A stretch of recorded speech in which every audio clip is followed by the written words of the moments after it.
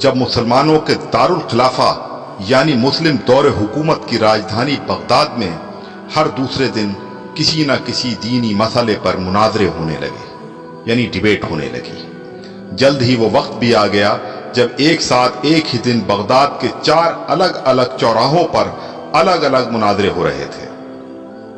پہلا مناظرہ اس بات پر تھا کہ ایک وقت میں سوئی کی نوک پر کتنے فرشتے بیٹھ سکتے ہیں۔ دوسرا مناظرہ اس اہم موضوع پر تھا کہ کوا حلال ہے یا حرام ہے۔ تیسرے مناظرے میں یہ تکرار چل رہی تھی کہ مسواک کا شرعی سائز کتنا ہونا چاہیے۔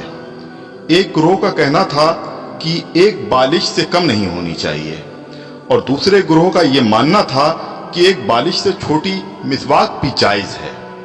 ابھی یہ ڈیبیٹ چل ہی رہی تھی کہ ہلاکو خان کی قیادت میں تتاری فوج بغداد کی گلیوں میں داخل ہو گئی اور سب کچھ تہس نہس کر دیا۔ مسواک کی حرمت بچانے والے لوگ خود ہی بوٹی بوٹی ہو گئے۔ سوئی کی نوک پر فرشتوں کی گنتی کرنے والے لوگوں کی کھوپڑیوں کی میناریں بن گئیں جنہیں گننا بھی ممکن نہیں تھا۔ کوے کے گوشت پر بحث کرنے والوں کے مردہ جسموں کو کوے نوچ نوچ کر کھا رہے تھے۔ آج ہلاکو خان کو بغداد تباہ کیے سینکڑوں برس گزر چکے ہیں، مگر قسم لے لیجئے جو مسلمانوں نے تاریخ سے رتی برابر بھی سبق لیا ہو۔ آج ہم مسلمان پھر ویسے ہی مناظرے سوشل میڈیا پر یا اپنی محفلوں، جلسوں اور مسجدوں کے ممبروں سے کر رہے ہیں۔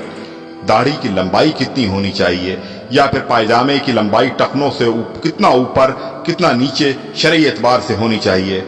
فرقے اور مسلک کے ہمارے جھنڈا بردار صرف اور صرف اپنے اپنے فرقوں کو جنت میں لے جانے کے دعوے کر رہے ہیں، اور دور حاضر کا ہلاکو خان ایک ایک کر کے مسلم ملکوں کو نیست نابود کرتا ہوا آگے بڑھ رہا ہے۔ افغانستان، لیبیا، عراق کے بعد سیریائی بچوں کی کٹی پھٹی لاشوں کی گنتی کرنے والا کوئی نہیں ہے۔ بے گناہوں کی کھوپڑیوں کے مینار پھر بنائے جا رہے ہیں۔